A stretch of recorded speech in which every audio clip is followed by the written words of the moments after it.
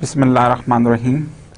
आज हम advance topics in change management में अपना तीसरा लेक्चर पढ़ेंगे, जो कि एक केस स्टडी है, और केस स्टडी है New United Motors Manufacturing International NUMMI के बारे में। न्यूमी जो है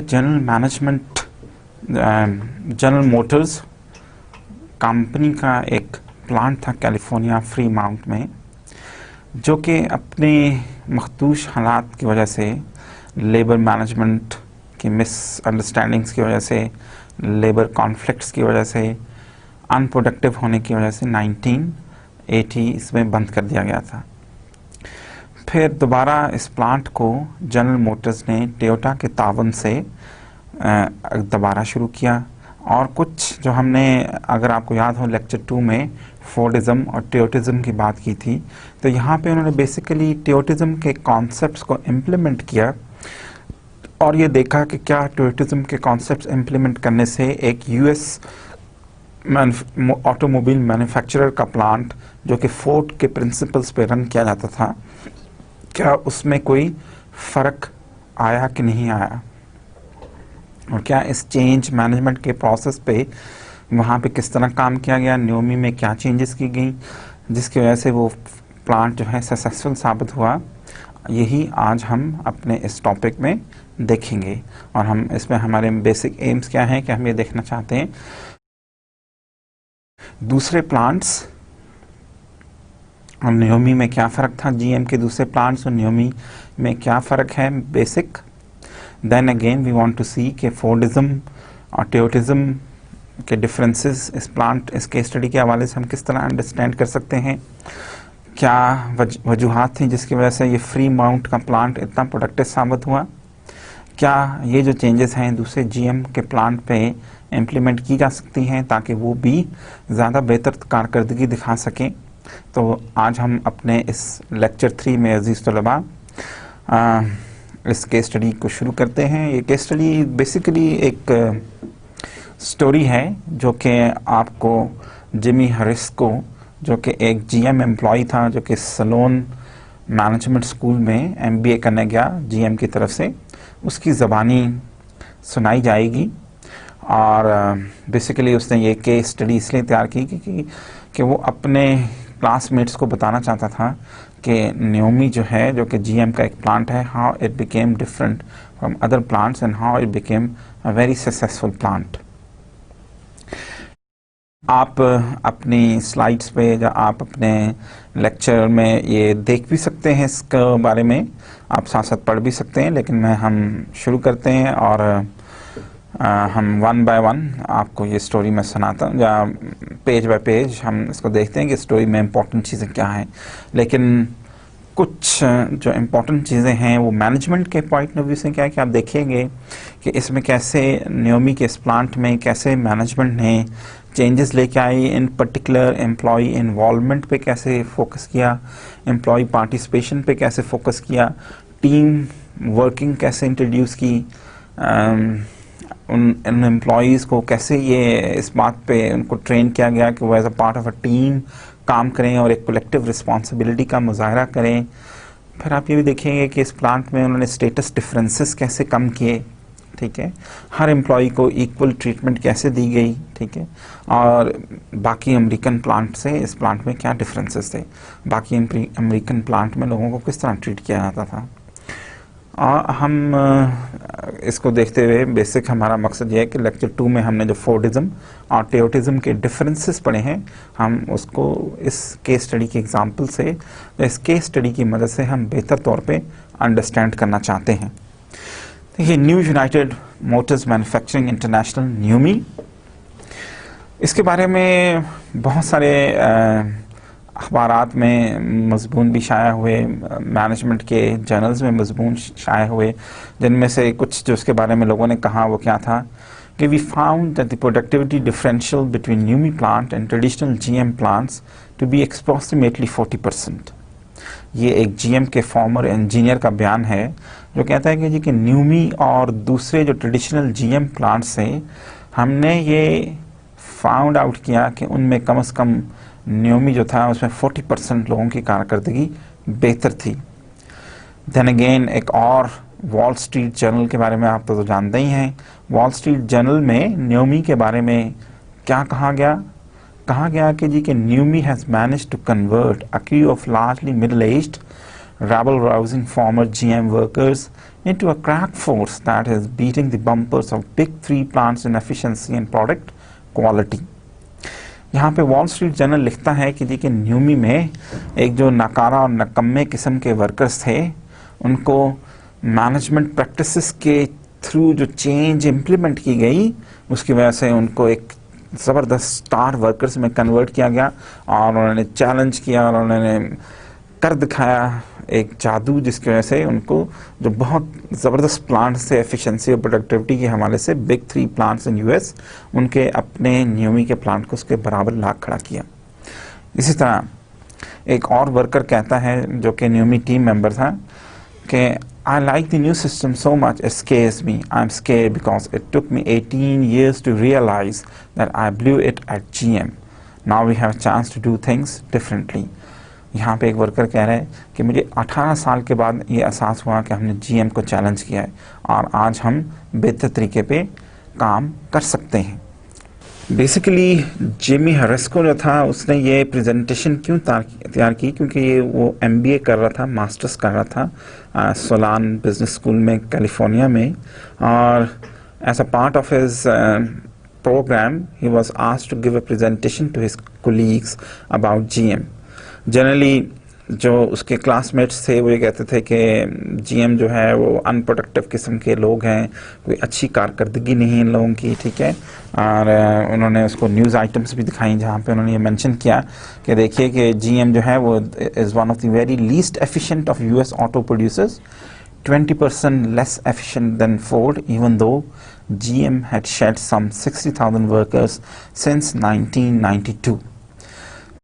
के कुछ क्लास फेलोज ने उसको एक बिजनेस वीक आर्टिकल ला के दिखाया जिसमें ये बताया गया था कि GM जो है वो एक इंतहाई इनएफिशिएंट किस्म का अदारा है, ऑटो प्रोड्यूसर है, which is 20% less efficient then Ford Motors, and even though कि उन्होंने 1992 से कोई 60,000 वर्कर्स को निकाल चुके थे। इसको बताते खुद एक ऑपरेशन मैनेजर की हैसियत से GM की एक प्लांट में नॉर्थ अमेरिका में काम करता था। This was one of the very top of the notch GM plants, जिसमें कि एक कॉम्प्लेक्स असेंबली लाइन थी और वहाँ पे मोर देन 3,800 लोग काम करते थे, ठीक है। और they used to produce a number of different models of GM auto vehicles. अब देखें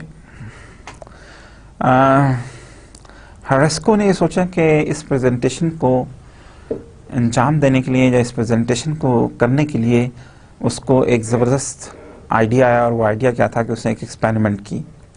उसने ये सोचा कि क्यों ना वो उस प्लांट में एज अ वर्कर की हैसियत से दाखिल हो जाए और ख़ुद एक्सपीरियंस करे कि न्योमी में आखिर वो क्या खूबियां हैं जिसकी वजह से NUMMI has become such a successful plant. तो उसने कुछ अपनी जो पोजीशन थी उसको यूज़ करते हुए न्योमी में सीनियर मैनेजमेंट से रब्ता किया और उनको ये दरख्वास्त की कि अगर वो इस चीज़ का बुरा ना मनाएं तो उसको ये इजाज़त दे दें को न्योमी में as a ordinary worker induct किया जाए और फिर वहाँ पे वो काम करे। वो टेस्ट करना चाहता है कि न्योमी का सिस्टम आखिर दूसरे GM प्लांट से उसमें क्या डिफरेंसेस हैं, या ये टोयोटा मैन्युफैक्चरिंग सिस्टम क्या है जिसकी वजह से कि न्योमी का प्लांट जो है वो इतना सक्सेसफुल साबित हो रहा है, ठीक है। अब देखिए हरेस्को जो था हिमसेल्फ 15 साल से 1997 में जब वो न्योमी में एंटर हुआ तो उसको कम से कम 15 साल हो गए थे GM के लिए काम करते हुए, ठीक है। और ही न्यू के असेंबली लाइन पे काम कैसे हो सकता है और वो अपना असेंबली लाइन नॉलेज यूज़ करते हुए न्योमी के सिस्टम्स को टेस्ट करना चाहता था, ठीक है। लेकिन उसकी एक और भी खूबी थी कि he was slightly a younger looking guy and he had a blue collar background, जिसकी वजह से किसी को भी ये शक नहीं हो सकता था कि ये कोई सीनियर मैनेजमेंट का बंदा है या ये कोई सीनियर मैनेजमेंट एम्प्लॉई है और सिर्फ ये एक्सपेरिमेंट करने या नियोमी के सिस्टम को टेस्ट करने यहाँ पे वर्कर्स का पार्ट बना है। ठीक है, तो उसको ये एडवांटेज ज़रूर हासिल हुआ। अब देखिए उसका ये प्रोसेस फॉर्मली शुरू हुआ और हरेस्को को उन्होंने इंडक्ट किया और उसको हायरिंग प्रोसेस के थ्रू गुजारा गया। हरेस्को हमें बताता है कि जी के हायरिंग प्रोसेस जो था वो इंतहाई कॉम्प्लेक्स था और उसका मकसद ये था कि आइडेंटिफाई किया जाए कि कौन से लोग जो हैं वो नियोमी के सिस्टम में फिट इन हो सकते हैं, किन लोगों की पर्सनालिटी ऐसी है जो कि नियोमी के कल्चर में आसानी से फिट इन होके उसका पार्ट बन सकते हैं। अब हरेस्को कहता है कि I had the opportunity to go through the hiring process including written test, interviews with other hourly people and the training program. I was amazed at the level of the testing and educational training that they provide new recruits. The majority of the Niyomi applicants were referrals from people already working in the plant, family members and like. The initial orientation program takes 3 months, so I only got the short version. The formal training is 30 days and includes aerobics, instructions about Toyota production system and how the suggestion system operates, the importance of standardized work processes, scrolling, welding, the team process and lot of discussion of the importance of having the right attitude. अब देखिए हरेस्को ये कहता है कि जी कि training programme के दरमियान उन्होंने एक बहुत अच्छा ट्रेनिंग प्रोग्राम डिज़ाइन किया गया था जहाँ पे उनको बताया गया कि टोयोटा प्रोडक्शन सिस्टम है क्या, टोयोटा प्रोडक्शन सिस्टम में सजेशन सिस्टम कैसे काम करता है, स्टैंडर्डाइज वर्क प्रोसेसेस क्या हैं, स्क्रॉलिंग क्या है, वेल्डिंग क्या है और टीम प्रोसेसेस क्या हैं। और इस चीज़ पे बहुत एम्फेसिस किया गया कि आपका एप्टीट्यूड राइट होना चाहिए अगर आप नियोमी में काम करना चाहते हैं, अगर आप नियोमी के एग्रेसिव वर्क कल्चर में फिट इन होना चाहते हैं तो you should have the right attitude to work. इस इनिशियल ट्रेनिंग के बाद ज़्यादातर लोगों को कुछ दिनों के लिए असेंबली लाइन पे भेजा जाता था over the 90 day probation period और 80% लोग उस प्रोबेशन पीरियड को पास नहीं कर सकते थे और 80% लोग जो थे they would drop by the end of the probation period. हरेस्को को उन्होंने एक बॉडी शॉप में प्लेस किया जहाँ पे उसको रेडिएटर असेंबली में काम करना था, रेडिएटर्स असेंबल करने थे। अब ये एक टफ जॉब थी क्योंकि at a time he had to use 4 machines और जो टीम लीडर वहाँ पे ऑलरेडी 4 लोग काम करते थे और उनका एक टीम लीडर भी था और जो टीम लीडर था उसकी रिस्पॉन्सिबिलिटी थी कि वो हरेस्को को ट्रेन करे। अब देखिए बहुत जल्द हरेस्को को ये चीज़ समझ आ गई कि all of the team members were expected to take an active part in improving productivity and quality with the team leader asking for suggestions or ideas for improvement। देखिए वहाँ पे हरेस्को ने जो पहली चीज़ नोट की वो क्या थी कि एम्प्लॉय इन्वॉल्वमेंट पे काफ़ी ज़ोर था। जो टीम लीडर था वो हर एम्प्लॉय से पूछता था कि आप बताइए कि आप इस ये जो प्रोसेसेस हैं इनको कैसे इम्प्रूव किया जा सकता है, क्या आपके जहन में कोई आइडिया है कि बेहतर तौर पे ये काम कैसे सर अंजाम दिया जा सकता है। अब देखिए और वो जो टीम लीडर था वो उनसे एक्सपेक्ट करता था कि वो बड़ा एक्टिवली पार्टिसिपेट करेंगे इन सब बहसों में, जब वो बड़ा एक्टिवली जो है वो सजेशंस देंगे। एक और जो इनफॉर्मल नॉर्म था विद इन द टीम वो ये था कि team members after few hours they use to rotate their jobs ताकि थोड़ा सा उनको एक रिलीफ भी मिल जाए और थोड़ा सा उनका बर्डन भी कम हो। अब इसकी जो एक खूबी थी सिस्टम की वो ये थी जब वो जॉब रोटेशन होती थी उसकी खूबी ये थी कि कोई भी वर्कर जो है वो ये कंप्लेन नहीं कर सकता था कि दूसरे की जॉब तो बहुत आसान है और मुझे बड़ा मुश्किल टास्क दिया गया है करने के लिए। ठीक है, देखें यहाँ पे हरेस्को ने कुछ चीज़ें अब हरेस्को नोट कर रहा है कि नियोमी में हो क्या रहा है। अब वो देखता है कि जी कि मैनेजमेंट के पॉइंट ऑफ व्यू से तो नियोमी जो है उसका बिल्कुल एक डिफरेंट सिस्टम है काम करने का। वो डिफरेंट सिस्टम कैसे है कि देखिए नियोमी में वो कह रहे हैं कि जी कि एम्प्लॉई इन्वॉल्वमेंट पे बड़ा जोर था और पार्टिसिपेशन पे, और ये एक्सपेक्ट किया जाता था कि वर्कर्स बड़ी एक्टिवली पार्टिसिपेट करेंगे। ठीक है, ना सिर्फ एक्टिवली पार्टिसिपेट करेंगे बल्कि सजेशंस भी देंगे कि काम को कैसे इम्प्रूव किया जा सकता है। एंड देन अगेन ना उनको रोटेट किया जाता था सिर्फ एक वर्कर एक ही काम नहीं करता था, बल्कि उसको डिफरेंट स्किल्स में ट्रेन किया जाता था और उसकी जॉब रोटेशन होती थी after every couple of hours. इस चीज़ का मकसद क्या था? इस चीज़ का मकसद ये था कि उस रोटेशन की वजह से एक तो उसका थोड़ा सा उसको रिलीफ मिल जाए, और दूसरा ये कि वो एक काम करते करते आप देखें लोग बोर हो जाते हैं। अगर आपको एक ही काम पे लगा दिया जाए तो थोड़े टाइम के बाद आप बोर फील करते हैं, ठीक है, आप थकावट फील करते हैं, इसलिए वो उनको रोटेट करते थे। और दूसरा ये होता था कि उनके सारे लोग हर किस्म का काम करते थे उस पर्टिकुलर जॉब में, तो दे कैनॉट कंप्लेन कि जी कि मिस्टर ए का काम तो बहुत आसान है और मेरा काम बहुत मुश्किल है। वहाँ पे जो एक फीलिंग थी, कॉमन फीलिंग, वो ये थी कि ये सिस्टम इसलिए डिज़ाइन किया गया है हमें हेल्प करने के लिए, ये सिस्टम हमें डिस्ट्रॉय करने के लिए नहीं डिज़ाइन किया गया। जब वर्कर्स की क्या फीलिंग थी कि ये सिस्टम इस तरह से इसलिए डिज़ाइन किया गया है ताकि हम काम को सीखें, हम प्रोडक्टिव हो जाएं, हम अच्छे से अच्छा काम करें, ठीक है। और यही वो एटीट्यूड था जो कि ज़रूरी था कि अगर आपने न्योमी में काम करना है। People at Naomi just go and do it. They believe that their job is to protect the customer by never shipping a bad product. But this isn't because of a fear of being fired. It actually appears to be harder to fire people at Naomi than in my old plant. हेरेस्को ने एक और चीज़ note की, जैसे कि हम कह रहे हैं कि जी के पीयर प्रेशर बहुत था और लोग जो थे बड़े शौक से काम करते थे, और लोग ये समझते थे कि जी ये जो काम जिस तरह डिज़ाइन किया गया है ये उनको बेहतर बनाने के लिए किया गया है, उनको प्रोडक्टिव बनाने के लिए किया गया है, ठीक है। और अब यहाँ पे नोमी में लोग ये समझते थे कि जी कि ये उनकी रिस्पॉन्सिबिलिटी है कि वो कस्टमर को एक बैड प्रोडक्ट ना दें, कस्टमर को एक अला क्वालिटी प्रोडक्ट मिले। और ये वो किसी इस डर से नहीं करते थे क्वालिटी मेंटेन के जी कि अगर उन्होंने ये चेक्स ना किए या क्वालिटी मेंटेन ना की तो उनको फायर कर दिया जाएगा। नहीं, न्योमी में लोगों को निकालना या फायर करना इंतहाई मुश्किल काम था, ठीक है। बल्कि वो सिर्फ इसलिए ये काम करते थे, वो समझते थे कि ये हमारी रिस्पॉन्सिबिलिटी है कि हम अच्छे से अच्छी अपनी मेहनत करें, ज़्यादा से ज़्यादा मेहनत करें और अच्छे से अच्छा प्रोडक्ट जो है वो कस्टमर तक पहुँचाएँ। इसके बरक्स हेरेस्को कहता है कि जो उसका ओल्ड प्लांट था वहाँ पे तो लोगों को फायर करना इंतहाई आसान था। टीम लीडर ने लोगों को कहा कि जी क्वालिटी उनकी सबसे बड़ी जो है वो इम्पॉर्टेंट चीज़ है प्लांट में, या quality is the most important thing. और अगर एक वर्कर को उसकी वजह से प्रोडक्शन स्लो करनी पड़ती है तो that he has nothing to worry about. क्या एम्फेसिस है, टीम लीडर क्या कहता है कि जी कि क्वालिटी जो है वो सबसे ज़्यादा इम्पोर्टेंस रखती है यहाँ पे। और अगर आप समझते हैं कि आपको थोड़ा सा काम स्लो करना पड़ रहा है ताकि क्वालिटी मेंटेन रहे तो आप उसके बारे में बिल्कुल फिक्र ना करें, लेकिन क्वालिटी पे आपका एम्फेसिस होना चाहिए। और वहाँ पे क्योंकि टीम वर्क पे एम्फेसिस था तो वहाँ पे उसने ये नोट किया कि शुरू के कुछ दिनों में क्योंकि वो नया था, उसकी भी ट्रेनिंग चल रही थी, तो वो इतनी ज़्यादा तेज़ी से काम नहीं कर सकता था।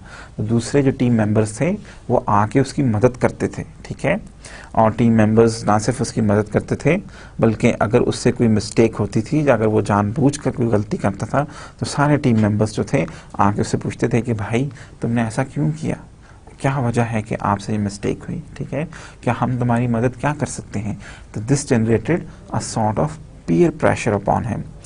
टीम्स जो थी वो क्या करती थी कि जी के ना सिर्फ हेल्प आउट करती थी बल्कि एक पीयर प्रेशर क्रिएट करती थी कि आप ये सुस्ती से काम क्यों कर रहे हैं, आपको सीखने में काम सीखने में देर क्यों हो रही है, ठीक है। तो टीम्स में पीयर प्रेशर जो है उसकी भी बहुत ज़्यादा इम्पोर्टेंस है।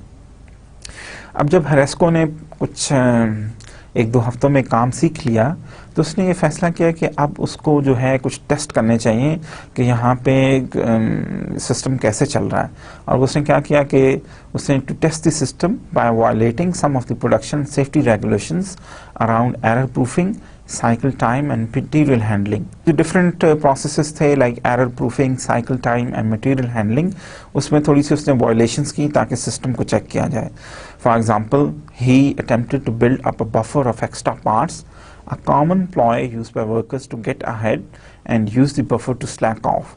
He also attempted to stack parts on the floor, a safety violation to make his job easier. He tried extending his lunch break by 2 minutes and slacking off on some of the quality checks he was supposed to do. All of these attempts were sanctioned immediately, mostly by other team members, not the team leader, Haresco said. अब देखिए हेरेस्को ने यह फैसला किया कि जी कि इनके सिस्टम को मुझे ज़रा चेक करना चाहिए कि ये लोगों की गलतियां पकड़ भी सकते हैं या नहीं। तो उसने उसके लिए कुछ गलतियां की, कुछ वायलेशंस किए। फॉर एग्जांपल उसने थोड़े से पार्ट्स का बफर क्रिएट किया, ताकि ये एक टेक्निक है जिसकी वजह से जो वर्कर्स हैं वो थोड़ा सा स्लैक ऑफ हो जाते हैं, ठीक है, बफर क्रिएट करके। अब देखिए फिर उसने कुछ पार्ट्स जो थे फ्लोर पे ऐसे फेंक दिए, ठीक है। फिर उसने लंच से 2 मिनट लेट आया। तो ये सारी चीज़ें जो उसके टीम मेंबर्स थे उन्होंने नोट की, ना सिर्फ नोट की बल्कि हेरेस्को को आके फौरी तौर पे बताया कि भाई ऐसा नहीं चलेगा, ठीक है, आप ये वायलेशंस नहीं कर सकते, you have to follow the rules. और ये से कोई टीम लीडर ने आके, जो उसके सुपरवाइजर ने आके उससे कुछ भी नहीं कहा। सिर्फ जो उसके दूसरे कोलीग्स वहाँ पे काम कर रहे थे, या दूसरे जो उसके वर्कर्स वहाँ पे काम कर रहे थे, उसके साथ जो उसके टीम मेंबर्स थे, उन्होंने उससे दरख्वास्त की कि अगर आपको कोई ज़रूरी बात है या आपको आप 2 मिनट ब्रेक से लेट आते हैं, अगर कोई ज़रूरी वजह है तो हमें बताइए, हम आपकी जगह काम कर लेंगे, लेकिन काइंडली आइंदा लेट मत आइए, ठीक है। तो देखिए ये है टीम प्रेशर या पीयर प्रेशर जो वर्कर्स ने एक्सर्ट किया हेरेस्को पे, ताकि वो सही तरीके से काम करे। देखिए हेरेस्को कहता है कि जी कि मोस्ट ऑफ द डेज मैंने कभी सुपरवाइज़र को देखा भी नहीं, लेकिन जब भी मैं कोई गलती करता था तो मेरे टीम मेंबर्स आके फौरी तौर पे ये गलती को पिकअप कर लेते थे और आके मुझे करेक्ट करते थे। एक दफ़ा उसने ये किया कि कुछ क्वालिटी चेक्स नहीं किए, तो जो और ऑपरेटर जो डाउन द लाइन काम कर रहा था वो आया उसके पास और उसने कहा कि बताइए आपने ये क्वालिटी चेक्स क्यों नहीं किए, क्या आपको कोई इसमें मुश्किल है, कोई परेशानी है, तो मैं आपकी मदद करता हूँ, ठीक है, मैं आपको बताता हूँ कि क्वालिटी चेक्स कैसे करते हैं, ठीक है। जब 2 हफ्ते तक उसने सिस्टम को टेस्ट किया और देखा तो हेरेस्को जो है वो बड़ा हैरान हुआ कि ये तो बहुत ज़बरदस्त सिस्टम है। This system is design towards helping the worker on the line to do a better job. उसने कहा ये सिस्टम जो है, जो नियोमी का सिस्टम है, ये तो इंतहाई ज़बरदस्त सिस्टम है, और ये सिस्टम तो कुछ इस तरह डिज़ाइन किया गया है कि वर्कर को, जो टेक्नीशियन है जो कि काम कर रहा है, उसको हेल्प आउट किया जाए ताकि वो बेहतर तौर पे काम सरंजाम दे सके। हमने कहा कि हेरेस्को जो है बड़ा हैरान हुआ कि ये तो नियोमी का सिस्टम तो बड़ा ज़बरदस्त सिस्टम है, यहाँ पे तो वर्कर्स को बड़ी मदद की जाती है, उनको हेल्प किया जाता है ताकि वो बेहतर तौर पे जो काम को सरंजाम दें और एक बेहतर क्वालिटी का प्रोडक्ट बने। अब देखिए हेरेस्को हमें कहता है कि जी कि there was a continual effort to make the job safer and more efficient. यहाँ पे एक मुसलसल कोशिश की जाती थी कि जॉब को बेहतर, एफिशिएंट और सेफ तरीके से किया जाए। सजेशन सिस्टम में जो वर्कर्स, जो टेक्नीशियन सजेशंस देते थे उनको इम्प्लीमेंट किया जाता था। टीम लीडर्स और कोऑर्डिनेटर्स जो थे वो ना सिर्फ शेड्यूलिंग करते थे, बजटिंग करते थे, बल्कि बहुत सारे और एडमिनिस्ट्रेटिव टास्क भी सरंजाम देते थे जो कि जीएम के दूसरे प्लांट्स में सिर्फ और सिर्फ मैनेजर्स या इंजीनियर्स कर सकते थे। अब देखिए ना सिर्फ बहुत सारे जो मालूमात थी कि काम को बेहतर तौर पे किस तरह किया जा सकता है, शेड्यूलिंग कैसे की जा सकती है, बजटिंग कैसे की जा सकती है, क्वालिटी चेक्स किए जा सकते हैं, कैसे किए जा सकते हैं, इसके बारे में इंस्ट्रक्शंस जो थी वो through out the plant display की गई थी, ठीक है। तो थ्रू आउट द प्लांट जो है वो डिफरेंट किस्म की उन्होंने इंस्ट्रक्शंस लगाई थी, पैम्फलेट्स लगाए हुए थे, बैनर्स लगाए हुए थे कि वर्कर्स जो हैं वो आसानी से पढ़ सकते हैं कि उन्हें क्वालिटी किस तरह मेंटेन करनी है, कौन से सेफ्टी प्रोसीजर्स अपनाने हैं और अटेंडेंस अपनी किस तरह मेंटेन करनी है। और जो सारे वर्कर्स थे वो इन सब प्रोसेस से फेमिलियर थे। और जो कंपनी का कल्चर था वो क्या था कि हर वर्कर एक फ्रेंडली वर्कर था, डिसिप्लिन था, ऑनेस्टी और हार्डवर्क से काम करता था और उसके लिए प्रोडक्टिविटी और क्वालिटी बहुत ज़्यादा इंपॉर्टेंस रखती थी। हेरेस्को कहते हैं कि वो हमेशा से ये बिलीव करता था कि जो अर्ली टेक्नीशियंस जो कि असेंबली लाइन में काम करते हैं उनको हेल्प करना, जो सपोर्ट करना मैनेजमेंट के लिए बहुत ज़रूरी है। लेकिन अपने प्लांट पे भी कभी भी वो सक्सेसफुल नहीं हुआ कि इन चीज़ों को इम्प्लीमेंट कर सके, जितना कि उसने देखा कि जी कि नियोमी वालों ने कैसे अच्छे अंदाज से और कैसे बेहतर अंदाज से ये चीज़ें इम्प्लीमेंट की हुई थी। देखिए वो कहते हैं जी कि इसकी एक बड़ी वजह थी, और वो वजह क्या है कि part of the NUMMI success is that HR is accountable for hiring, approving budgets, contract changes, training, discharge procedures, running the plant. If you want to make a process change you have to go through HR। कहते हैं जी कि HR या human resource management को NUMMI में, या HR department को, या ह्यूमन रिसोर्स डिपार्टमेंट को नियोमी में बहुत ज़्यादा इम्पोर्टेंस दी जाती थी। और ह्यूमन रिसोर्स डिपार्टमेंट जो था नियोमी के में ना सिर्फ हायरिंग करता था बल्कि बजट्स अप्रूव करता था, कॉन्ट्रैक्ट चेंजेस अलाउ करता था, ट्रेन करता था लोगों को, डिस्चार्ज प्रोसीजर्स इस्टेब्लिश करता था, and played an active part in running the plant. और HR डिपार्टमेंट जो है वो बड़ी एक्टिवली प्लांट की रनिंग में या डे टू डे रनिंग में एक पार्ट अदा करता था। Because they actually administrate the plant, they don't make stupid mistakes. You have HR people who really know how to run the plant. At GM, HR has a more limited role and is much more removed from the whole manufacturing process. देखिए वो कहते जी क्योंकि HR वाले actually plant को चलाते थे, they never made stupid mistakes. इसके मुकाबले में GM के और प्लांट में HR वालों का मैन्युफैक्चरिंग से कुछ भी लेना देना नहीं था और उनका एक लिमिटेड सा रोल था जो कि वो बखुशी अदा करते थे।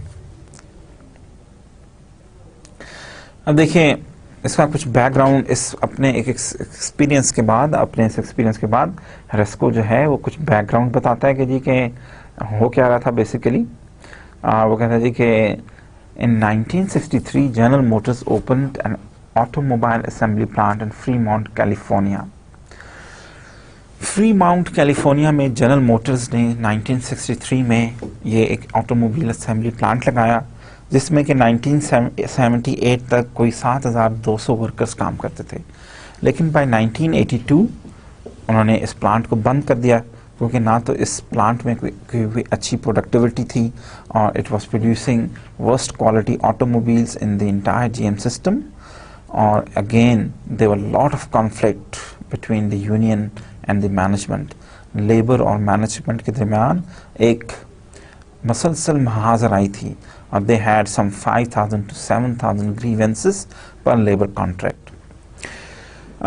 इस प्लांट में सिक लीव काउंट्स बहुत ज़्यादा थे, लोग ज़्यादातर बीमार रहते थे, जब सिक लीव पे रहते थे they used to work very slow, strikes होती रहती थी और इवन तोड़ फोड़ भी की जाती थी। ठीक है, और जो फर्स्ट लाइन मैनेजर्स थे, जो कुछ मैनेजर्स थे जो प्लांट्स पे जाते थे तो वो अपने साथ वेपन्स लेके जाते थे ताकि वो अपनी हिफाजत कर सकें वर्कर्स से। ठीक है, daily absenteeism was almost 20% and drug abuse and alcoholism played the worker. देखिए बहुत सारे लोग जो थे वो एब्सेंट रहते थे, कोई 20% लोग हर रोज़ एब्सेंट होते थे। इसके अलावा बहुत सारे लोग जो थे डिफरेंट ड्रग्स का यूज़ करते थे, शराबी थे। ठीक है, काम पे शराब पी के आते थे और काम में कोई इंटरेस्ट नहीं लेते थे। तो ये इस किस्म की जो डिसिप्लिनरी प्रॉब्लम्स थी उसकी वजह से आखिरकार जो है वो GM ने ये फैसला किया कि बेहतर है कि इस प्लांट को बंद ही कर दिया जाए। ठीक है, लेकिन फिर क्या हुआ कि 1983 में टोयोटा और जनरल मोटर्स ने एक एग्रीमेंट साइन किया। उस एग्रीमेंट के बाद या उस एग्रीमेंट के करने के बाद ये फैसला किया गया कि इस प्लांट को रीओपन किया जाए और इसका नाम रखा गया new United Motors Manufacturing international और न्यूमी।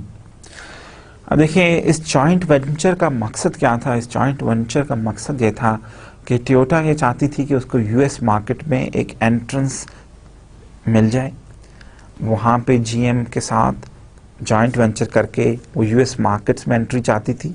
ठीक है, और GM वाले ये चाहते थे कि टोयोटा का जो एक बेहतरीन टोयोटा प्रोडक्शन सिस्टम है, या टोयोटा का जो अपनी फैक्ट्री मैनेज करने का एक सिस्टम है जिसको कि टोयोटा प्रोडक्शन सिस्टम कहा जाता है या टोयोटिज्म कहा जाता है, वो सीखा जाए। ठीक है, उसको सीखा जाए, देखा जाए कि टोयोटा वाले बेहतर काम कैसे कर लेते हैं। ठीक है, बेहतर अंदाज में एक फैक्ट्री को या एक प्लांट को कैसे चला लेते हैं। ठीक है, तो GM वालों का अपना मकसद ये था कि वो सीखना चाहते थे टोयोटा से। इस मकसद के लिए उन्होंने उनसे एक जॉइंट वेंचर किया। टोयोटा का मकसद ये था कि वो US मार्केट में एंटर होना चाहती थी।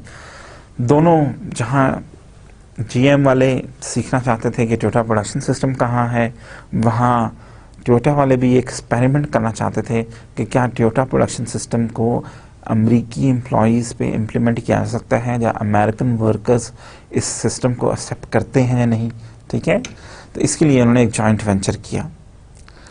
और ना सिर्फ जॉइंट वेंचर किया बल्कि दोनों ने उसमें कोई 100 मिलियन की इक्विटी शेयर की और दोनों की उसमें इक्वल इन्वेस्टमेंट थी। यूनियन के साथ उन्होंने मिल के काम करने का फैसला किया और यूनियन की बहुत सारी बातें मानी। दे एग्री टू पे यूनियन स्केल वेजेस। यूनियन ने जो तनख्वाहें डिमांड की वो उन्होंने पे करने पे आमादा हुए। इसके अगेंस्ट यूनियन ने क्या एग्री किया? The union agree to accept the Toyota production system. उन्होंने कहा जी जो आपका टोयोटा प्रोडक्शन सिस्टम है वो आप इम्प्लीमेंट कर सकते हैं अगर आप हमें हमारे यूनियन स्केल्स पे वेजेस दें, हमें यूनियन के जो मंजूर शुदा रेट्स हैं उसके मुताबिक अगर आप हमें वेजेस दें तो हम आपके टोयोटा प्रोडक्शन सिस्टम को कबूल करते हैं। ठीक है, अब देखिए लेकिन इसमें उन्होंने जो एक एम्फसिस था वो ये था कि म्यूचुअल ट्रस्ट और गुड फेथ पे यूनियन और मैनेजमेंट के दरमियान रिलेशनशिप्स कायम की जाए, कोई छुपी दुश्मनी ना रखी जाए, कोई एडवर्सियल रिलेशंस ना रखी जाए, बल्कि एम्फसिस क्या था कि म्यूचुअल ट्रस्ट और गुड फेथ में काम किया जाए। इस चीज़ को देखते हुए जब यूनियन के साथ टोयोटा का मुआहदा, टोयोटा नियोमी वालों का मुआहदा सक्सेसफुल हुआ तो उन्होंने वही जो 25% यूनियन बारगेनिंग कमेटी थी जो कि जीएम के टाइम पे भी एग्जिस्ट करती थी उसको दोबारा से रीअपॉइंट कर दिया। और लेकिन अब से फ़र्क ये क्या था कि अब दोनों के दरमियान एक ट्रस्ट और रिस्पेक्ट की रिलेशनशिप थी और अगर वो ऐसा ना करते तो बहुत मुश्किल होता। अगर वो यूनियन के साथ मुआहदा करके प्लांट को रीओपन ना करते तो इस प्लांट को रीओपन करना नामुमकिन चीज़ों में से एक था। क्यों कि वो जो जीएम के जो वर्कर्स है they were bound to destroy the plant. These were very tough guys. They would strike at GM as fast as you can snap your fingers. चुटकी बजाते हुए GM के प्लांट पे हमला करते। They hated General Motors and they didn't want to change. But I knew that if we didn't bring in the leadership of the union, they would be setting across the street, pitching fire bombs at the place. There was no way Toyota would have opened the plant without them. और अगर वो union को अपने साथ शामिल ना करते तो जो लेबर थी वो स्ट्रीट की दूसरी तरफ से फायर बॉम्ब्स फेंक के ये नामुमकिन बना देती कि प्लांट को रीओपन किया जाए। इसलिए लेबर का ताउन बहुत ज़रूरी था इस प्लांट को रीओपन करने के लिए। अब जो न्यू कंपनी थी उसमें कुछ सेटिंग ऐसी थी कि टोयोटा जो था वो प्लांट को चलाएगा।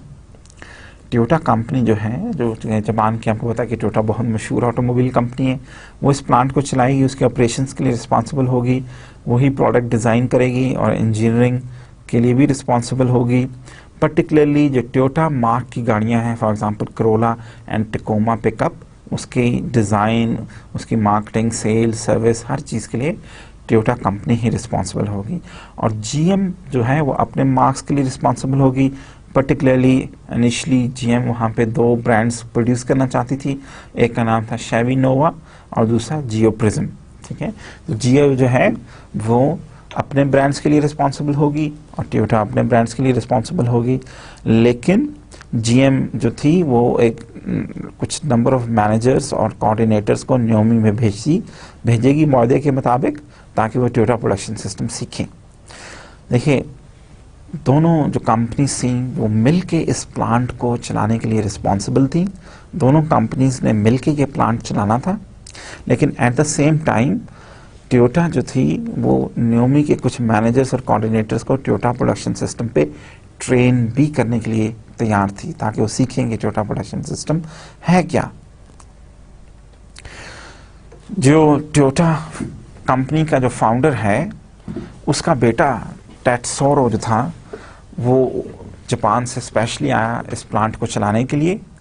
फिर उन्होंने कुछ मैनेजर्स जो थे वो फोर्ड से लिए और कुछ managers particularly head of HR जो था वो जनरल डायनामिक्स से लिया। Initially 85% of the work force जो थी, दैट इज़ 2200 एम्प्लॉयज़, वो उन्हीं लोगों को दोबारा रखा गया जिनको जीएम ने निकाल दिया था पहले। ठीक है, और इन द फर्स्ट ईयर, पहले साल जो था जब प्लांट खुल चुका था तो पहले साल में कोई 65,000 कार्स वहाँ पे बनाई गई। ठीक है, स्मॉल कार्स, नोवास जो थी वो स्मॉल कार्स थी, वो वहाँ पे बनाई गई। और पहले साल में ही बड़ा फ़र्क पड़ा, एब्सेंटिज्म 20% से 3% पे हो गया। ठीक है, और बहुत कम शिकायत थी लेबर को मैनेजमेंट से। ठीक है, देखिए यहाँ पे वो क्या कहना चाह रहा है, वो कह रहा है कि पहले साल पे ही जब टोयोटा ने अपना सिस्टम इंट्रोड्यूस किया तो बहुत सारे इंडिकेटर्स जो थे वो पॉजिटिव हुए। एब्सेंटिज्म का रेट कम हो गया 20% से 3%, और जो मैनेजमेंट और एम्प्लॉयज़ के दरमियान एक एडवर्सी रिलेशनशिप थी, जो हर वक्त जो वर्कर्स को मैनेजमेंट से शिकायत रहती थी वो बहुत कम हो गई, ठीक है, ना होने के बराबर हो गई। टोयोटा का मकसद ये था, या टोयोटा मैन्युफैक्चरिंग सिस्टम का मकसद ये था कि कम से कम कीमत पे गाड़ी बनाई जाए और मैक्सिमम प्रॉफिट हासिल हो। वो किस तरह, वो उनकी टेक्निक क्या थी कि दे इंट्रोड्यूस्ड अ सिस्टम जिसमें कि identification of waste was possible. They introduce a system जहाँ के उनका एम क्या था कि कॉस्ट पर व्हीकल को कम से कम किया जाए, क्वालिटी इम्प्रूव की जाए और सेफ्टी भी इम्प्रूव की जाए। The vision for Naomi was to produce the highest quality, lowest cost vehicles in the world. With the strategy of Kaizen or continuous improvement, Toyota both in the Japanese facilities and at Naomi was consistently ranked as among the most efficient producers of automobiles. That is 2.62 workers per vehicle in 1996 compared to GM's 3.62, a 20% productivity advantage, and produced automobiles of the highest quality. अब देखिए Toyota ने जब से charge संभाला इस plant का तो plant में प्रोडक्टिविटी फिगर्स बहुत इम्प्रूव कर गए। अब टोयोटा का जो मशहूर सिस्टम है मैनेजमेंट का, जिसको केजान भी कहा जाता है, जिसको कंटिन्यूस इम्प्रूवमेंट का सिस्टम कहा जाता है, उसकी वजह से ये पॉसिबल हुआ कि ये जो नियोमी था, this became one of the very efficient plants in the world, ठीक है। और एक गाड़ी को बनाने के लिए उनको सिर्फ 2.62 वर्कर्स रिक्वायर्ड होते थे, इसके मुकाबले में जीएम को 3.62 वर्कर्स और वर्कर्स पर व्हीकल रिक्वायर्ड थे एक गाड़ी को बनाने के लिए। दिस वाज अ 20% एडवांटेज, ठीक है। तो 20% प्रोडक्टिविटी जो थी वो बेहतर थी as compare to GM NUMMI की, ठीक है। नियोमी वाले ज़्यादा एफिशिएंटली और हायर क्वालिटी प्रोडक्ट्स बना रहे थे। केज़ॉन की बेसिक फिलॉसफी क्या थी कि इन्वेंट्री में, बफर स्टॉक्स में, इक्विपमेंट में, मटेरियल फ्लोज में, मैन पावर में और वर्क डिज़ाइन में identification and elimination of waste, ठीक है। केज़ॉन की फिलॉसफी बेसिकली है क्या, identification and elimination of waste. और वो किस तरह कि इन्वेंट्री में, बफर स्टॉक्स में, इक्विपमेंट में, मटेरियल फ्लो में, मैन पावर में और वर्क डिज़ाइन में जहाँ भी पॉसिबिलिटी थी उसको इम्प्रूव किया जाए, ठीक है। जहाँ पे इन्वेंट्री के सिस्टम को इम्प्रूव किया जा सकता है वहाँ पे इन्वेंट्री के सिस्टम को इम्प्रूव किया जाए, जहाँ पे इक्विपमेंट को बेहतर किया जा सकता है वहाँ पे इक्विपमेंट को बेहतर किया जाए, ठीक है। जहाँ पे मैन पावर को ट्रेन करने की ज़रूरत है वहाँ पे मैन पावर को ट्रेन किया जाए बेहतर तौर पे। और मकसद क्या था, identification and elimination of waste in all its forms. अब देखिए वो कहते हैं जी कि वेस्ट जो है उसके ना सिर्फ कंपनी का लॉस है बल्कि उसकी वजह से जो एम्प्लॉयज़ हैं उन पे भी कोई अच्छा असर नहीं पड़ता, ठीक है। इम्पॉर्टेंटली वो कहता है जी waste was seen as having effects on people leading to physical and emotional fatigue, frustration, stress and a tendency to blame others. The shared belief was that everything could be improved and that all improvements, no matter how small, were valued. The approach further recognized that people were the foundation of the system and the worker ideas were the source of improvement. This means that Kaizen must be built on the cornerstone values of safety, trust, fairness, teamwork, security, and involvement for workers and suppliers. अब देखिए वहाँ पे वो ये Toyota वाले ये समझते थे कि ये कंटिन्यूस इम्प्रूवमेंट पर्टिकुलरली आइडेंटिफिकेशन और एलिमिनेशन ऑफ वेस्ट किया जाएगा तो उससे बहुत इम्प्रूवमेंट आएगी, ठीक है। वर्कर्स जो है उसमें जो उनके उसके नेगेटिव इफेक्ट्स हैं, वर्कर्स के फिजिकली और इमोशनली जो उसके वो फटीग फील करते हैं, फ्रस्ट्रेशन फील करते हैं, स्ट्रेस फील करते हैं और एक दूसरे को ब्लेम करते रहते हैं, ये टेंडेंसीज ख़त्म हो जाएंगी, ठीक है। और वो ये समझते थे कि इसके लिए ज़रूरी है कि वर्कर्स को इन्वॉल्व किया जाए, उनसे सजेशंस ली जाए और उनसे पूछा जाए कि इन चीज़ों को बेहतर कैसे किया जा सकता है। इसी बेसिस पे नियोमी के लिए ये पॉसिबल हुआ कि वो ना सिर्फ कंटिन्यूसली उनकी एफिशिएंसी इंक्रीज़ हुई कॉस्ट डिक्रीज हुई और क्वालिटी भी इम्प्रूव होगी उनकी गाड़ियों की, ठीक है। इसका फ़ायदा क्या हुआ न्योमी को? न्योमी को ये फ़ायदा हुआ कि उनकी गाड़ियों की एफिशिएंसी इंक्रीज हुई, कॉस्ट लो हुई और क्वालिटी इंक्रीज हो गई। अब देखें 1986 के मुकाबले में अब न्योमी में बहुत फ़र्क आए, ठीक है। अब वो देखिए वो कहते जी कि रिपोर्टेड जो कॉर्पोरेट डाटा था showing that Niomi was almost 60% more efficient than comparable GM plants. With a payroll of more than 4,000, Niomi produced the same number of automobiles as the old GM plant, but with much higher quality and half the workforce. All this for a total investment of roughly 1.5 billion. Meanwhile, since 1983, GM had spent over 70 billion on technology design to improve productivity and quality of the cars, but Niomi remained one of the most efficient and high quality sites, all with the workforce that GM had written off. देखिए वो कहता है ये improvement क्या हुई कि जिन लोगों को GM ने पहले नौकरियों से निकाल दिया था उन्हीं को इस्तेमाल करते हुए बेहतर मैनेजमेंट प्रैक्टिसेस के थ्रू चेंज क्या इंट्रोड्यूस किया गया कि वो ज़्यादा एफिशिएंट हो गए, ठीक है। चेंज क्या था कि मैनेजमेंट प्रैक्टिसेस चेंज की, जिस तरह के काम को पहले ऑर्गेनाइज किया जाता था उससे बेहतर तरीके पे ऑर्गेनाइज किया गया, ठीक है। पहले क्या था? पहले फोर्डिज्म के प्रिंसिपल्स पे काम को ऑर्गेनाइज किया जाता था, ठीक है। अब ट्योटिज्म के प्रिंसिपल्स पे काम को ऑर्गेनाइज किया जा रहा है, ठीक है। फोर्डिज्म क्या था? फोर्डिज्म में हमने देखा कि जी लॉन्ग हायरार्कीज होती हैं, टॉल हायरार्कीज होती हैं। यहाँ पे हम देखेंगे कि वो हायरार्कीज ख़त्म कर दी गई, ठीक है।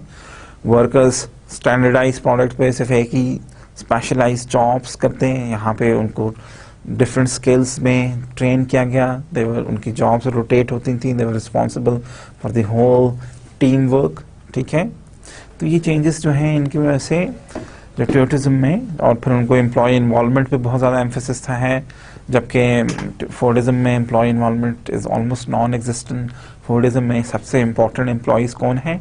मैनेजर्स की ट्रेनिंग पे एम्फेसिस किया जाता है। यहाँ पे सबसे ज़्यादा इंपॉर्टेंट एम्प्लॉयज़ कौन से हैं? वर्कर्स की इम्प्रूवमेंट, वर्कर्स जो आर्ली टेक्नीशियंस हैं वही सबसे ज़्यादा इंपॉर्टेंट लोग हैं ट्योटिज्म में, और उन्हीं की ट्रेनिंग पे, उन्हीं की एफिशिएंसी बढ़ाने पे सबसे ज़्यादा फोकस किया जाता है, ताकि उनकी क्वालिटी इंप्रूव होगी तो प्रोडक्ट क्वालिटी इंप्रूव होगी, प्रोडक्ट की एफिशिएंसी इंक्रीज़ होगी, लोअर कॉस्ट पे और इंक्रीज क्वालिटी प्रोडक्ट्स मैन्युफैक्चर होंगे, ठीक है। अब नोमी प्रोडक्शन सिस्टम था क्या? न्योमी प्रोडक्शन सिस्टम के बारे में जो मैनेजमेंट थी वो समझती थी कि 3 प्रिंसिपल्स ऐसे हैं कि उनकी वजह से न्योमी प्रोडक्शन सिस्टम जो है वो सक्सेसफुल है, ठीक है। देखिए वो पहला प्रिंसिपल क्या था? पहला प्रिंसिपल ये था कि both management and the union realised that the futures were interdependent and required a commitment to common vision. Employees needed to feel that they will be treated fairly before they will become contributors. The production system required great interdependence, which mandated teamwork, trust and mutual respect to operate. अब देखिए यहाँ पे हमें वो बता रहा है कि न्योमी सिस्टम ये है, या न्योमी के सिस्टम और टोयोटा के दूसरे सिस्टम से फ़र्क क्या है कि यहाँ पे जो है मैनेजमेंट और यूनियन मिल के काम कर रही है, ठीक है। मैनेजमेंट और यूनियन जो है वो मिल के काम कर रही है और उनका एक कॉमन विजन है, ठीक है।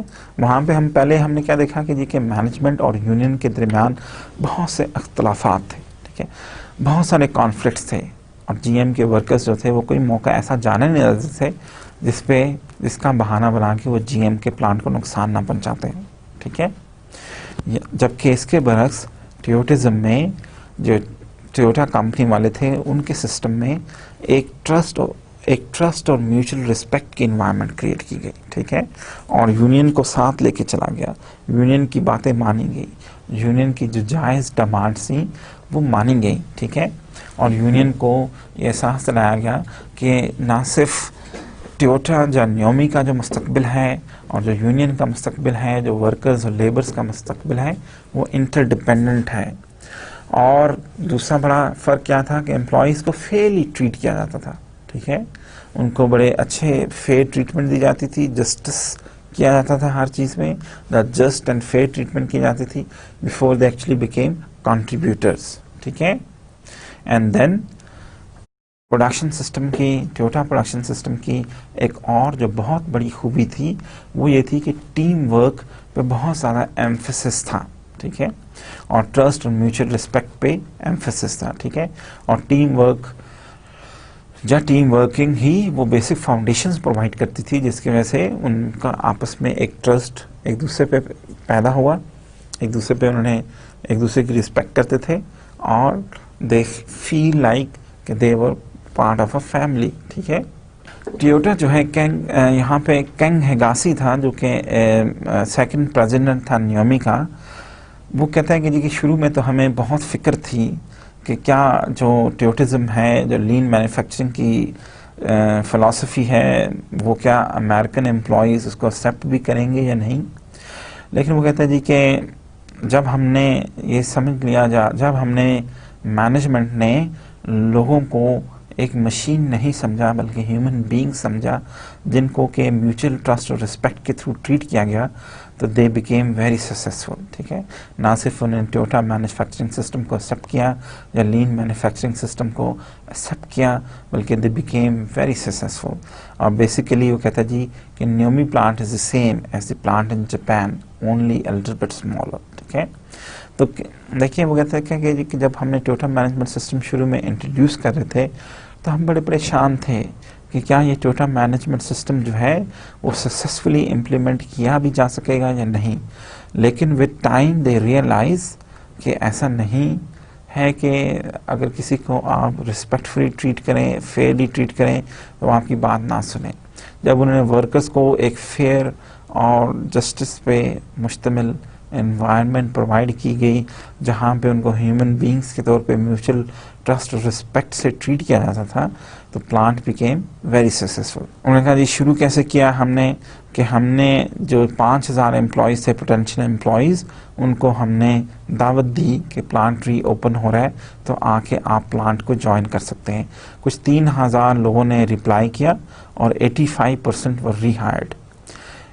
बहुत सारे जो रीहायर थे वो खुद ही जॉब छोड़ के चले गए जब उनको पता लगा कि एक्सपेक्टेशंस क्या हैं, ठीक है, कि ये जो टोयोटिज्म सिस्टम है इसमें एक्सपेक्टेशंस क्या हैं। यहाँ पे आपको ट्रस्ट करना पड़ेगा, रिस्पेक्ट के साथ काम करना पड़ेगा, ठीक है, और यहाँ पे आपको टीम्स में काम करना पड़ेगा। यहाँ पे वो पहले वाली इन्वायरमेंट बिल्कुल नहीं होगी, ठीक है, जहाँ पे कि वर्कर्स और मैनेजमेंट में हर वक्त एक कॉन्फ्लिक्ट रहता था, ठीक है।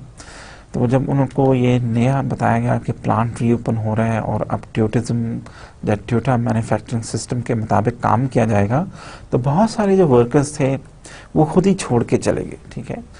अब देखिए ये एक ट्रिक थी, अगर वो उनको इनवाइट ना करते कि आके आप काम करें तो ये वर्कर बाहर बैठ के फिर स्ट्राइक्स की कॉल देते, तो ये वर्कर्स फिर पिच करते और लोगों को पिचिंग करते और लोगों को जीएम और नियोमी को, जो जीएम और टोयोटा को नियोमी प्लांट ना खोलने देते। लेकिन दे वर क्वाइट मैनेजमेंट की एक टेक्निक है, उन्होंने जब उन्होंने ये टेक्निक यूज़ की कि उनको इनवाइट किया कि आके आप प्लांट को रीजॉइन करें, ठीक है। सिर्फ फ़र्क क्या था कि अब उनको बताया गया कि एक्सपेक्टेशंस क्या हैं। तो बहुत सारे जो 85% लोगों को रिहायर किया गया, उनमें से बहुत सारे खुद ही छोड़ के चले गए और मैनेजमेंट को उनको निकालने की ज़रूरत पेश ना आई।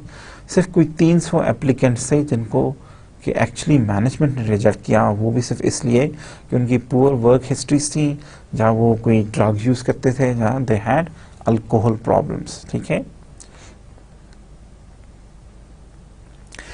और from the very outset Toyota ने जापान से कोई 400 ट्रेनर्स भेजे जो कि लोगों को टोयोटा प्रोडक्शन सिस्टम पे या अमेरिकी वर्कर्स को जिन्होंने टोयोटा प्रोडक्शन सिस्टम पे ट्रेन किया, ठीक है।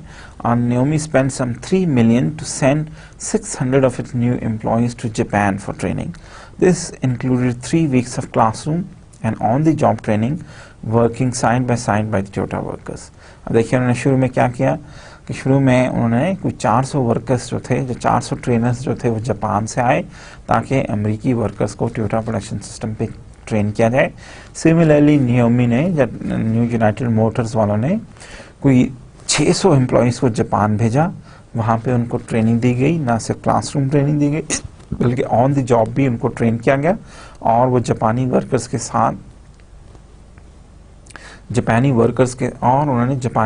साथ मिलकर काम किया ताकि वो सीखें और देखें कि जापानी वर्कर्स किस मेहनत और दयानतदारी से काम करते हैं और किस तरह बेहतर अंदाज में काम करते हैं। जब जापान टोयोटा मैन्युफैक्चरिंग सिस्टम में जापानीज़ वर्कर कैसे काम करते हैं।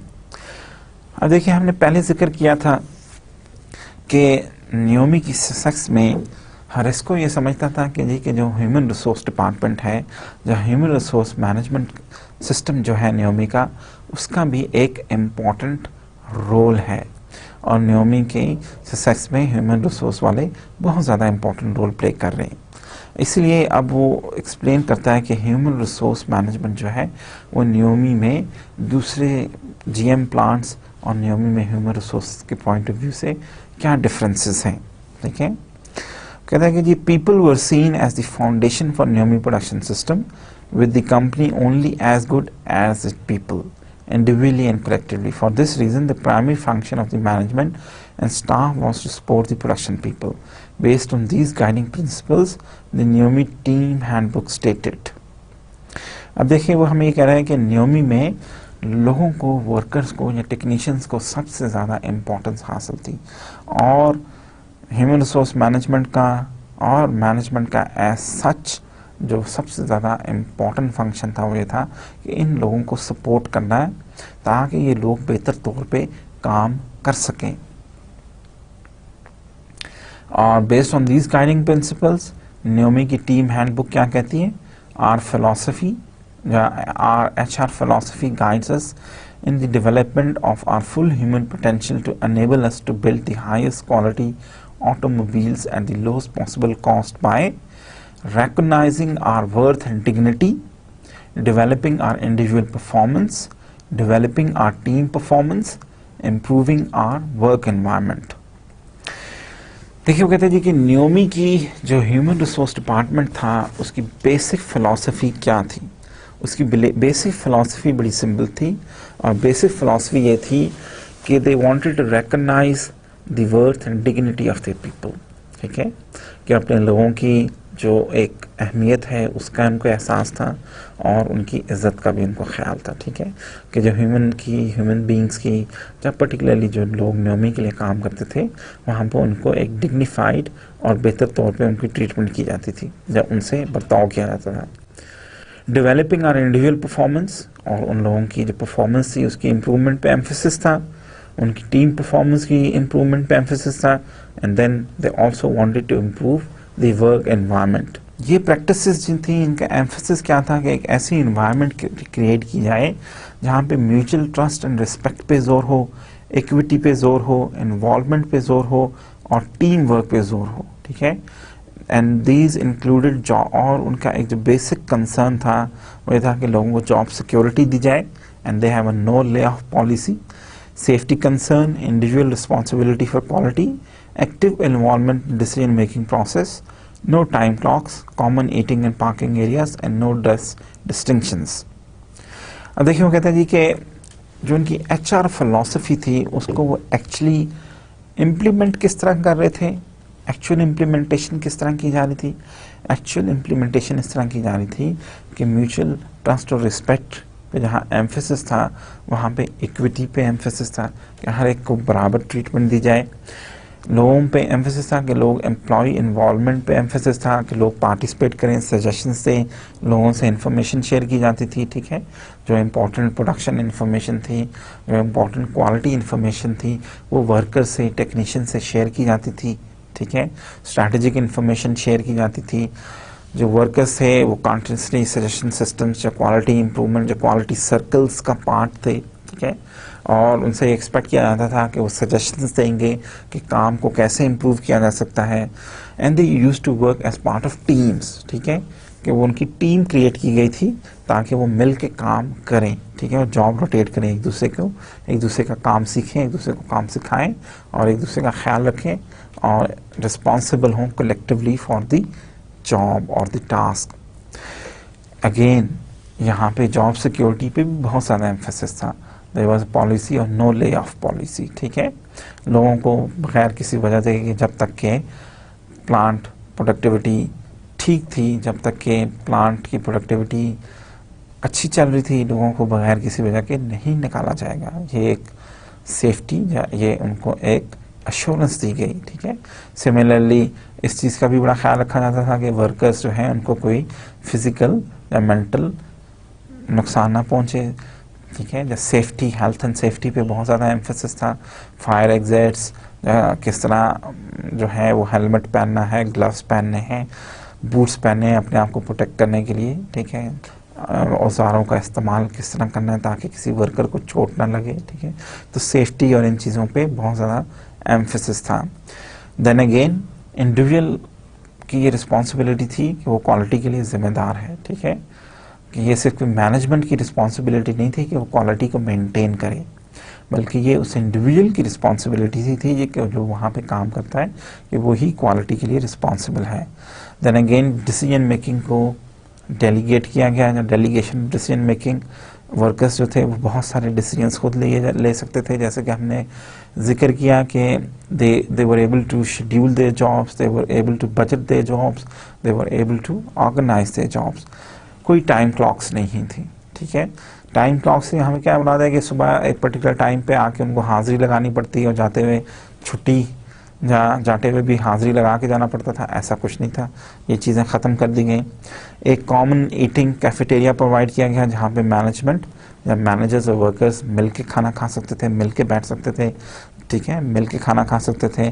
पार्किंग एरिया सेम कर दिए गए, ठीक है, और there were no dress distinctions. देखिए ये जो एक एस्पेक्ट है इसको हम कहते हैं सिंगल स्टेटस ट्रीटमेंट, ठीक है, सिंगल स्टेटस और हार्मोनाइजेशन एट वर्क।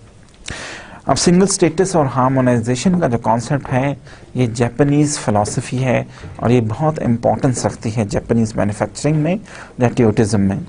इसका मकसद क्या है कि अगर हम लोगों को इक्वली ट्रीट करेंगे तो वो रिस्पेक्ट करते हैं एक दूसरे की, ठीक है। जब वो अपने आप को इम्पोर्टेंट समझते हैं तो जब वो अपने आप को इम्पोर्टेंट समझते हैं तो वो कंपनी को भी इम्पोर्टेंट समझते हैं, ठीक है। वो अपने काम की अहमियत को पहचानते हैं, बेहतर तौर पे काम करते हैं। तो अगर लोगों को सिंगल स्टेटसेस जब बेहतर तरीके से उनकी ट्रीटमेंट की जाए, जब फेयरली ट्रीटमेंट की जाए तो लोग बेहतर तौर पे उनकी परफॉर्मेंस भी इम्प्रूव होती है, ठीक है, जब बेहतर परफॉर्मेंस का मुजाहरा करते हैं। और इसमें जनरली जो एक इम्पॉर्टेंट फीचर है वो क्या है कि जी के जनरली ट्यूटिज़म में जब वो कंपनीज जो ट्यूटिज़म के प्रिंसिपल्स को अपनाते हुए ऑपरेट करती हैं वहाँ पे कॉमन कैफेटेरियाज होते हैं जहाँ पे मैनेजर्स और वर्कर्स मिलके एक टेबल पे खाना खाते हैं, ठीक है। कोई सेपरेट पार्किंग एरियाज़ नहीं होते या डेजिग्नेटेड पार्किंग एरियाज़ नहीं होते कि ये पर्टिकुलर एरिया जो है यहाँ पे सिर्फ मैनेजर्स की गाड़ियाँ पार्क होंगी और इस पर्टिकुलर एरिया में वर्कर्स की गाड़ियाँ पार्क होंगी। और कोई ड्रेस डिस्टिंक्शंस भी नहीं होती। ड्रेस डिस्टिंक्शन से क्या मुराद है कि ये नहीं, ऐसा नहीं होता कि मैनेजर्स जो हैं, जो टॉप मैनेजमेंट जो है वो तो बड़े खूबसूरत टाइज लगा के आती है, कोट्स पहन के आती है, जो वर्कर्स हैं बेचारे वो डांगरियाँ पहन के आए हों। नहीं, ट्यूटिज़म में टॉप मैनेजर भी वही ड्रेस पहनता है जो कि उसका एक ऑर्डिनरी टेक्नीशियन जो वर्कर पहनता है, ठीक है, और कोई ड्रेस डिस्टिंक्शंस नहीं होती। The core values that were constantly reinforced included customer satisfaction, quality and cost, dignity, trust, teamwork, consistency, frugality, and continual improvement, simplicity and harmony। वो कहते हैं जी core values क्या थी ट्यूटिज़म की और जो कि reinforce की जाती थी टाइम टू टाइम कि customer satisfaction is the top priority, quality और cost पे emphasis था, dignity, trust, teamwork, consistency, frugality, continual improvement, simplicity and harmony, ठीक है।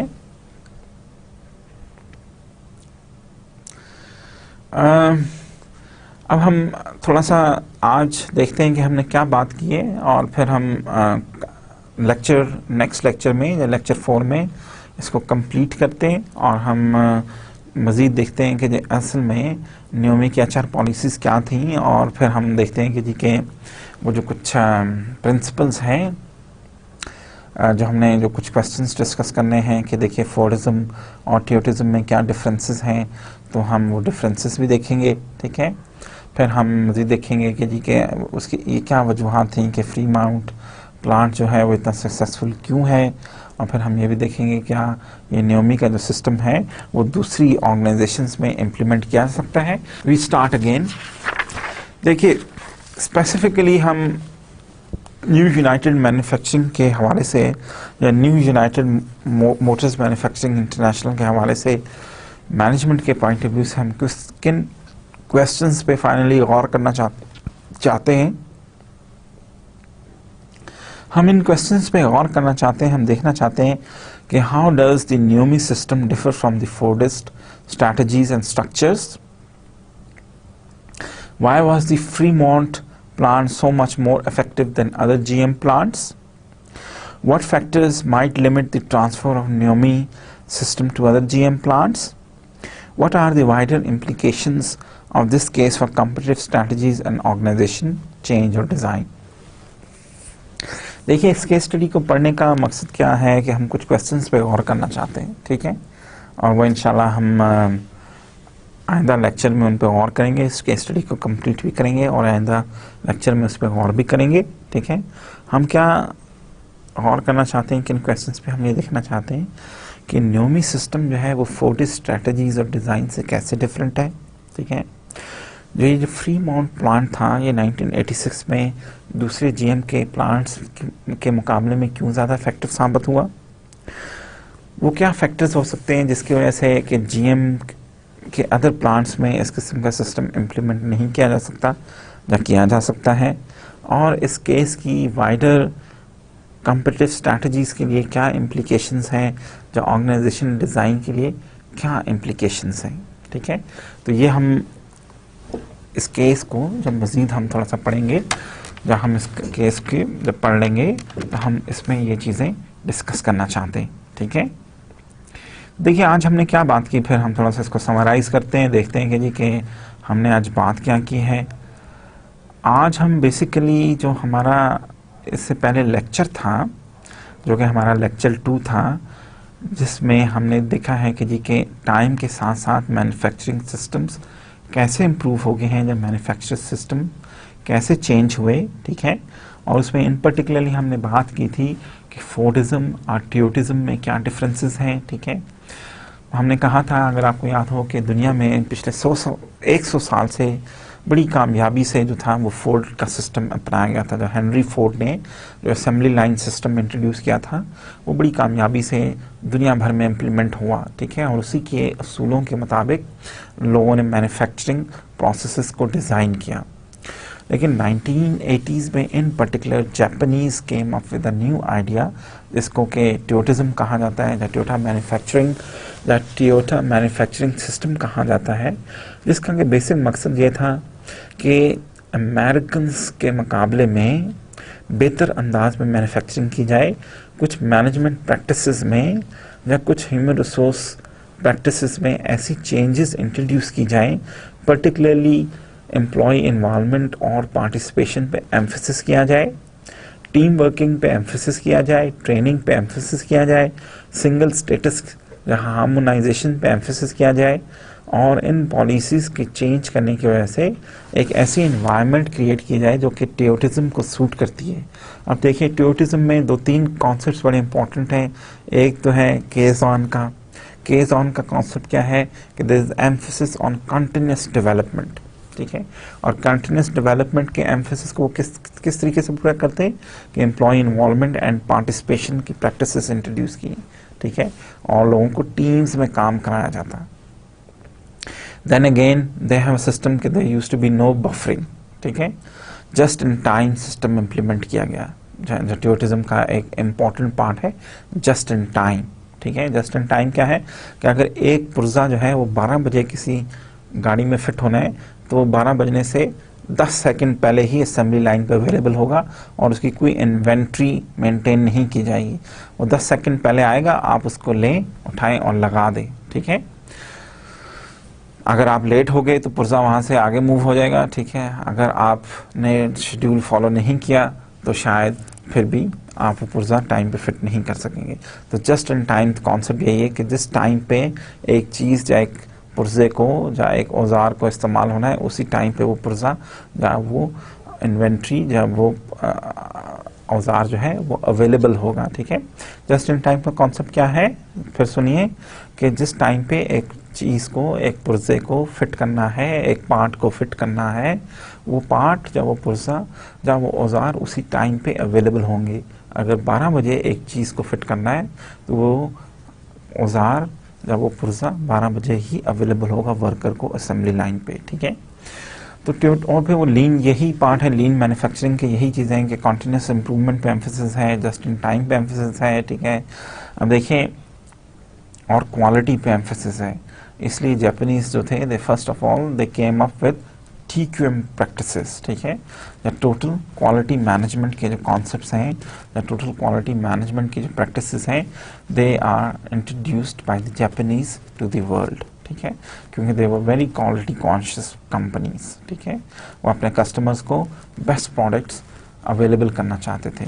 अब इस केस में अभी तक हमने क्या डिस्कस किया, हमने ये किया कि जी देखिए हमने कहा कि GM का एक प्लांट था फ्री माउंट में। ठीक है, जो कि उसने 1963 में कायम किया था और GM जो थी उस प्लांट पे उसको 1982 में कुछ नागुज़ीर वजूहात की वजह से, जहाँ कॉन्फ्लिक्चुअल लेबर मैनेजमेंट रिलेशनशिप्स की वजह से, यूनियन के एंटी मैनेजमेंट एटीट्यूड की वजह से, लो प्रोडक्टिविटी होने की वजह से, ठीक है, और बहुत सारी वजूहात की वजह से उसको वो प्लांट 1982 में बिलाखिर बंद करना पड़ा। लेकिन 1983 में टोयोटा के साथ मिलकर उसने वो प्लांट अगेन खोला और उसका मकसद ये था कि GM वाले ये देखना चाहते थे कि टोयोटा मैन्युफैक्चरिंग सिस्टम है क्या आखिर।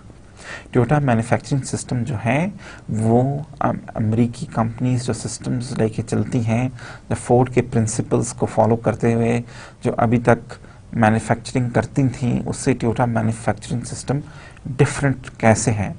और टोयोटा का इंटरेस्ट क्या था कि टोयोटा US मार्केट्स में एंटर होना चाहती थी। ठीक है, और उसके लिए उसने GM के साथ जॉइंट वेंचर किया और उन्होंने कहा जी कि हम आपके साथ मिलकर गाड़ियाँ बनाने के लिए तैयार हैं, क्योंकि हम चाहते हैं कि हम यहाँ पे US मार्केट को एंटर करें, हम अपना सिस्टम अमेरिकन एम्प्लॉयज़ पे टेस्ट करना चाहते हैं, और क्योंकि आपने इंटरेस्ट शो किया है कि आप टोयोटिज्म या टोयोटा मैन्युफैक्चरिंग सिस्टम को सीखना चाहते हैं, तो क्यों ना हम जॉइंट वेंचर कर लें। और जिसकी वजह से दोनों कंपनी से जॉइंट वेंचर साइन किया और फ्री माउंट प्लांट को रीओपन किया गया। और हम देखते हैं कि जी कि वही टोयोटा सिस्टम इम्प्लीमेंट करने के बाद वो एम्प्लॉयज़ जो हर वक्त स्ट्राइक को तैयार होते थे, वो एम्प्लॉयज़ जो हर वक्त सैबोटाज करने पे तैयार होते थे, वो एम्प्लॉयज़ जो शराब पी के काम करने आ जाते थे, उनकी कारकर्दगी बहुत बेहतर हो गई। ठीक है, जब उनको ट्रस्ट, म्यूचुअल ट्रस्ट और रिस्पेक्ट और डिग्निटी दी गई तो दे बिकेम चेंज्ड एम्प्लॉयज़, और उन्होंने ये साबित कर दिया कि चेंज की वजह से they became one of the very top best performing plants in US। ठीक है, 3 बहुत बड़े प्लांट्स थे एफिशिएंसी के पॉइंट ऑफ व्यू से US में, उनके बराबर ला खड़ा किया उन्होंने नियोमी के प्लांट को। ये क्यों पॉसिबल हुआ, उस चेंज की वजह से पॉसिबल हुआ जो कि टोयोटा वालों ने वहाँ आके इंट्रोड्यूस किया। किस शक्ल में, उन्होंने मैनेजमेंट प्रैक्टिसेस चेंज की, जहाँ टोयोटा मैन्युफैक्चरिंग सिस्टम इंट्रोड्यूस किया, जहाँ उन्होंने लीन मैन्युफैक्चरिंग इंट्रोड्यूस की, जहाँ उन्होंने जस्ट इन टाइम के कॉन्सेप्ट्स इंट्रोड्यूस किए, जहाँ उन्होंने क्वालिटी एम्फेसिस की। ठीक है, और जहाँ उन्होंने ये सब कुछ किया वहाँ पे उन्होंने कुछ बहुत सारी अपनी ह्यूमन रिसोर्स प्रैक्टिसेस भी चेंज की। ठीक है, लोगों को सिक्योरिटी दी गई, जॉब सिक्योरिटी प्रोवाइड की गई। ठीक है, और फिर एम्प्लॉयज़ को रिस्पेक्ट और डिग्निटी से ट्रीट किया गया। ठीक है, सिंगल स्टेटसेस इंट्रोड्यूस किए गए, जहाँ हार्मोनाइजेशन एट वर्क की प्रैक्टिसेस इंट्रोड्यूस की गई कि कोई बहुत बड़ा मैनेजर है तो उसके लिए स्पेशल सूट पहन के नहीं आएगा, वो भी एक वर्कर की तरह ड्रेसअप होके आएगा। ठीक है, वर्कर्स के लिए जो कैफेटेरिया है उसी में ही मैनेजर्स भी खाए पिएंगे, एक ही किस्म के बाथरूम सबके लिए अवेलेबल हैं। ठीक है, तो एक ही पार्किंग एरिया जहाँ जिसका दिल चाहे वो पार्क करे। तो ये सिंगल स्टेटस प्रैक्टिसेस कहलाती हैं। ठीक है, और इन पर्टिकुलर जो रिवॉर्ड्स के लिहाज से भी सिंगल स्टेटस प्रैक्टिसेस में वर्कर्स और मैनेजर्स को एक ही तरह के रिवॉर्ड्स दिए जाते हैं। ठीक है, तो कल हम मज़ीद देखेंगे कि HR प्रैक्टिसेस कैसे चेंज की गई और हम देखते हैं कि ये चेंज जो है ये कैसे बेनिफिशियल साबित हुआ न्यू यूनाइटेड मोटर्स मैन्युफैक्चरिंग के लिए। तो अजीज़ तलबा, आज के लिए इतना ही। अल्लाह हाफिज़, और कल मुलाकात होती है हमारी अगेन लेक्चर 4 में। Thank you very much, bye.